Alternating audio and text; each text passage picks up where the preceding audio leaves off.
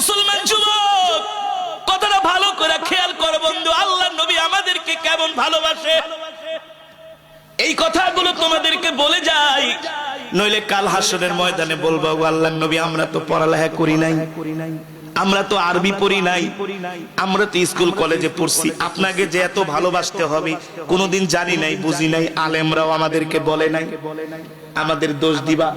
এই কারণে বইলা যাই, হযরত জিবরাইলের চোখে পানি, আল্লাহর নবীর চোখেও পানি। আল্লাহ নবী ডাক দিয়া বলে, লিমা তাবকি ইয়া আখি জিবরাইল, ও ভাই জিবরাইল তুমি কাঁদো কেন? জিবরাইল আল্লাহর নবীর চেহারা মোবারকের দিকে তাকায়, দেখে নবীজির চোখ দিয়া ঝরঝর করে পানি পড়ে। জিবরাইল ডাক দিয়া বলে, আল্লাহর নবী আমি কাঁদি আপনার জন্য, আপনি কাঁদেন কেন বলেন? আপনার এখন ইন্তেকাল হয়ে যাবে, আপনার মনে এমন কি কষ্ট? আপনি কি আপনার পরিবারের কথা মনে করতেছেন? আপনি কি আপনার সন্তানদের কথা মনে করেন, এই কারণে কান্না করেন? আল্লাহর নবী বলেন, না জিবরাইল, আমি কান্না করতেছি আমার এতিম উম্মতের জন্য। আমার ইন্তেকাল হয়ে গেলে আমার এতিম উম্মত গুলার কি হবে? আজকে যদি আমাদের নবীজি বেঁচে থাকতেন, আজকে যদি আমাদের নবীজি বেঁচে থাকতেন, তাহলে ফিলিস্তিনে একটা মুসলমানকে ইহুদিরা মারতে পারতো না। মায়ানমার থেকে কোন রাখাইন মুসলমানদেরকে বৌদ্ধরা খেদাইতে পারতো না। কলিজার টুকরা নবী যদি বেঁচে থাকতেন, ইরাকে একটা মুসলমানকেও মারতে পারতো না, সিরিয়ায় একটা মুসলমানকেও মারতে পারতো না। আল্লাহর নবী যতদিন পৃথিবীতে বেঁচে ছিলেন, নবীর চোখের সামনে কোনো একটা মুসলমানের গায়ে ইহুদি খ্রিস্টানরা হাত দেওয়ার সাহস পায় নাই। এই যে ইহুদিরা আজকে ইসরায়েলে আছে, এই ইহুদিদেরকে আল্লাহর নবী খায়বার থেকে বের করে দিয়েছে, জাজিরাতুল আরব থেকে ইহুদিদেরকে আল্লাহর নবী বের করে দিয়েছে, যে তোরা আমার উম্মতকে কষ্ট দিবি, তোরা আমাকে কষ্ট দিস, তোরা আমার উম্মতকে কষ্ট দিবি। এই কারণে আল্লাহর নবী ইহুদিদেরকে খায়বার থেকে বের করে দিয়েছে, জাজিরাতুল আরব থেকে বের করে দিয়েছে। আল্লাহ রাসূলের হাদিস শোনো মুসলমান, আল্লাহর নবী 1450 বছর আগে তার হাদিসে বলছেন, আমার উম্মতেরা তোমরা সিরিয়ার রাজধানী দামেস্কে যায় বসবাস করো, তোমরা অস্ত্রে শস্ত্রে সজ্জিত হও, কারণ ইহুদিরা তোমাদের উপরে অত্যাচার করবে, হামলা করবে। আল্লাহর নবী বলছে, শোনো, এই আরবের ভূমিতে কোন ইহুদিদেরকে তোমরা জায়গা দিবা না, কিন্তু কিছু মুসলমান গাদ্দার শাসকেরা অর্থের লোভে এই ইহুদিদেরকে আরবের ভূমিতে জায়গা দিয়েছে। ঠিক কিনা বলেন? নাইলে আপনি বোঝেন, আজকে আমাদের মসজিদুল আকসা তারা দখল করে আছে। যেই মসজিদুল আকসা থেকে আমার নবী মেরাজ করেছেন, যেই মসজিদে আমার নবী ইমামতি করেছেন, যেই মসজিদে এক রাকাত নামাজ পড়লে 25,000 রাকাতের সওয়াব। চতুর্দিকে 12টা আরব রাষ্ট্র। কয়টা আরব রাষ্ট্র? 12টা। সেখানে ইহুদিরা কিভাবে ইসরায়েলে তারা একটা রাষ্ট্র কায়েম করে, কিভাবে করে?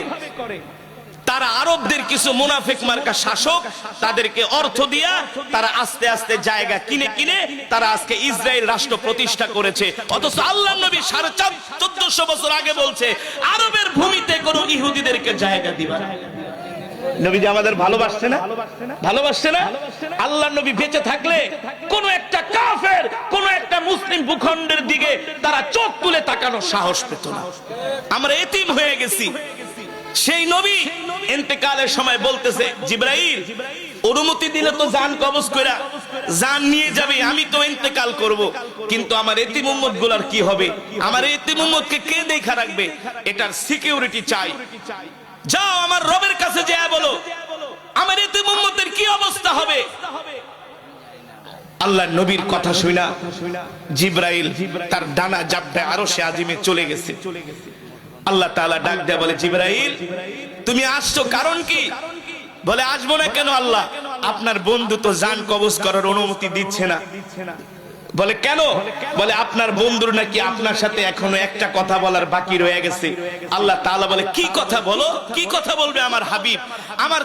আমি তার কোন কথা ফিরিয়ে দিয়েছি? তার কোন দোয়া আমি ফিরিয়ে দিয়েছি বলো? জিবরাইল বলে, গো আল্লাহর নবী, আপনার হাবিব বলেছেন, আপনার হাবিবের ইন্তেকালের পরে তার এতিম উম্মতের কে খবরদারি করবে? তার এতিম উম্মতের কি হবে? কে দেখবে? আল্লাহ আমার হাবিবকে বলে দিবা আমার হাবিবের ইন্তেকালের পরে স্বয়ং আমি আল্লাহ তার এতিম উম্মতের খবরদারি করব। জোরে বলেন সুবহানাল্লাহ। আল্লাহর নবী আমাদেরকে আল্লাহ তাআলার কাছে জিম্মায় দিয়ে গেছে। কথাটা বোঝেন? আল্লাহ তাআলার কাছে আমাদেরকে জিম্মায় দিয়ে গেছে। আর নবী আমাদের জন্য দোয়া করে গেছে আমার উম্মতকে দুনিয়াতে কোনো শাস্তি দিবেন না। কেন? কথাটা বোঝার চেষ্টা করেন। একটা ছেলে খুব দুষ্টামি করে, বাবার সাথে যাবে দাওয়াত খাইতে, যেখানেই যায় মানুষের মরিচ গাছ ধরে টান দেয়। আছে না কিছু দুষ্ট স্বভাবের ছেলে? অমুকের বাড়িতে যায় খোঁচা মারে, অমুকের মারে, আছে কি আছে না? এখন মা সন্তানকে গোসল টোসল করে বাবার হাতে দিয়ে কয়, শোনেন বাচ্চাটারে নিয়ে যাইতেছেন দাওয়াত খাইতে, খুব দুষ্ট, কিন্তু অন্যায় করলো মাইরেন না। অন্যায় করলো কি মাইর করেন না, আমার সামনে আইসা আমার কাছে বিচার দিয়ে অথবা আমার সামনে শাসন করেন, আমার সামনে মাইরেন, একা একা মাইরেন না, মারলে তো আমি দেখবো না। আমার নবী কত দয়ার নবী। মুফাসসিরিন কেরাম বলে আল্লাহ নবী এই দোয়া করার কারণ হলো নবীতে এখন নাই। যদি আল্লাহ আমাদেরকে আযাব দেয় তাইলে কি নবীজি দেখবে? নবীজি কি আমাদের জন্য দোয়া করতে পারবে? কিন্তু হাসরের ময়দানে যদি আল্লাহ আমাদেরকে কোনো শাস্তি দেয় সেই সময় তো নবী উপস্থিত থাকবে। আল্লাহ তাআলাকে বলবে, আল্লাহ আমি আপনার কাছে আমার এই উম্মতের জন্য সুপারিশ করতেছি, আমার উম্মতটাকে মাফ করে দেন। ঠিক করে বলেন? কত দয়ার নবী, মায়ার নবী। আমাদেরকে নবী কত ভালোবাসে। আল্লাহু আকবার। আল্লাহ তাআলা বলে, ঠিক আছে যাও আমার হাবিবকে যে বলবা আমি রব তার উম্মতকে দেখা রাখবো। নাইলে আমরা দুনিয়াতে যে নাফরমানি করি কি করি না? আল্লাহর কোরআনের বিরুদ্ধে কথা বলি, আল্লাহর আইনের বিরুদ্ধে কথা বলি, আল্লাহর নিয়ামত খায়া আল্লাহর বিধানকে অস্বীকার করি, তবু আল্লাহ আমাদেরকে গজব দেয় না। কারণ কি? নবীর দোয়ার কারণ। কিন্তু এই কথা মনে করেন না আল্লাহ ছেড়ে দিবে, আল্লাহ ছাড়বে না, আল্লাহ ছাড় দিবে মাগার ছেড়ে চূড়ান্ত পর্যায়ে অবশ্যই আল্লাহ আমাদেরকে ধরবেন। ঠিক কিনা বলেন? এবার আল্লাহর নবী কাছে জিবরাইল এসে বলে, আল্লাহর নবী আল্লাহ তাআলা বলেছেন আপনার ইন্তেকালের পরে আপনার উম্মতকে আল্লাহ তাআলা নিজে দেখা রাখবে। সুবহানাল্লাহ। এবার আল্লাহর নবী জিবরাইলের চোখের দিকে তাকায় বলে, কান্দন কেন? কান্দি আপনার জন্য, আপনার ইন্তেকাল হয়ে যাবে, আজকের পরে আমি আর আপনাকে দেখব না।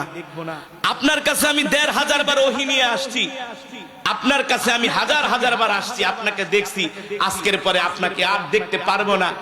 এর চেয়ে কষ্ট আমার কাছে হতে পারে না। আল্লাহ নবী মালাকুল মউত আজরাইলকে ডাক দেয়া বলে, আজরাইল আমার জানটা কবজ করো। শোনো, মৃত্যুর যত যন্ত্রণা আমাকে দিও, আমার একটা উম্মতকেও মৃত্যুর যন্ত্রণা দিতে পারবে না। সুবহানাল্লাহ। আজরাইল বলে, ওগো আল্লাহর নবী আপনার যারা প্রিয় উম্মত হবে তাদের জান আমি এমন ভাবে কবজ করব, একটা শিশু সন্তান যেমন করে মায়ের স্তনের দুধ খেতে খেতে ঘুমায় যায়, ঠিক তেমন করে আমি আপনার প্রিয় উম্মতদের জান কবজ করব। আল্লাহু আকবার।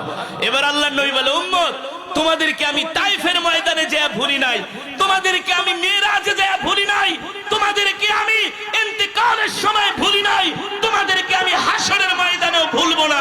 সুতরাং আমাকেও তোমরা ভুলতে পারবে না, আমাকেও তোমরা একতরফা ভালোবাসা হয় না। আল্লাহর নবী বলে, শুধু আমি তোমাদের ভালোবাসবো, তোমরা আমাকে ভালোবাসবা না, এটা হতে। এই কারণে রাসূলের হাদিস, ওয়াল্লাহি লা ইউমিনু আহাদুকুম হাত্তা আকুনা হাব্বা ইলাই মিন ওয়ালিদিহি ওয়া ওয়ালাদিহি ওয়ান নাসি আজমাইন।